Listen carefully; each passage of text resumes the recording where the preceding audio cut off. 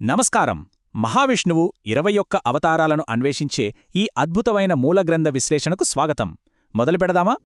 అసలు విషయమేంటంటే ఈ 21 పేర్లను కేవలం వింటే చాలు ఆ దైవానుగ్రహం సిద్ధిస్తుందని మూలగ్రంథం చెబుతోంది. సరే, ఈ క్రమాన్ని చూద్దాం. ఇది ఆదినారాయణుడు అలాగే సనక సనందనాదుల వంటి అత్యంత మూలరూపాలతో ప్రారంభమవుతుంది.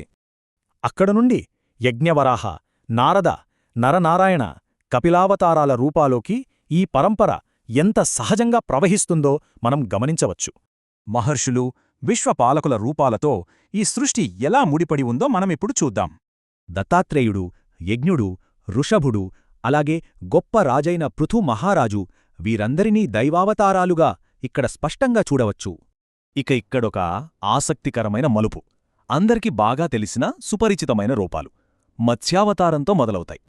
ఆ వెంటనే కూర్మావతారం, దైవ వైద్యుడైన ధన్వంతరి మరియు మంత్రముగ్ధులను చేసే మోహినీ అవతారాల క్రమం ఇలా కొనసాగుతుంది.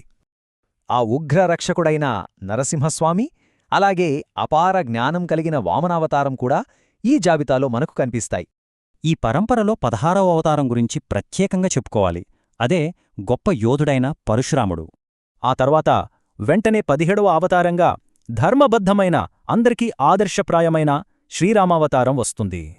ఈ ప్రయాణం అతివేగంగా 18వ రూపమైన అత్యంత శక్తివంతమైన బలరాముడి వద్దకు మనల్ని చేరుస్తుంది. కృష్ణభగవానుడు, జ్ఞానోదయం పొందిన బుద్ధుడు, భవిష్యత్తులో రాబోయే కల్కి అవతారాలతో చివరగా ఈ జాబితా ముగుస్తోంది. ఇక్కడ అసలైన మలుపు ఏంటంటే, ఒకే సమయంలో 2 వేర్వేరు దైవావతారాలు భూమిపై ఉనికిలో ఉండటాన్ని గ్రంథం ప్రస్తావించడం.